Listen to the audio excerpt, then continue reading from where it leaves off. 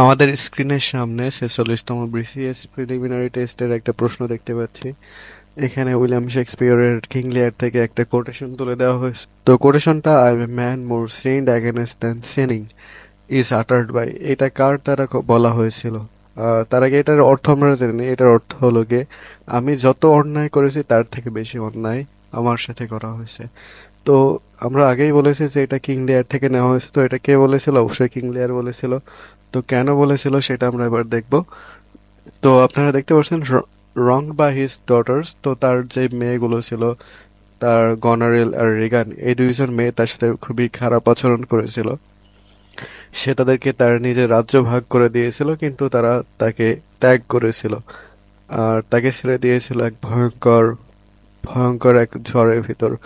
তো তখন তিনি বুঝেছিলেন যে তাদের এতটা ক্রুয়েলটি, এতটা নিষ্ঠুরতা, তাদের নিষ্ঠুরতাটা এতটাই কঠিন ছিল, এতটাই বেশি ছিল, যে ভুলটা সে আগে করেছে, তার একটা মেয়ে কর্ডেলিয়া তাকে বঞ্চিত করে, গনেরেল আর রিগানকে বিশ্বাস করে তাদেরকে যে সম্পত্তি দিয়েছিল আর তাকে বঞ্চিত করেছিল, যে ভুল সে করেছে আগে, সেই ভুলের থেকেও এদের নিষ্ঠুরতা অনেক বেশি।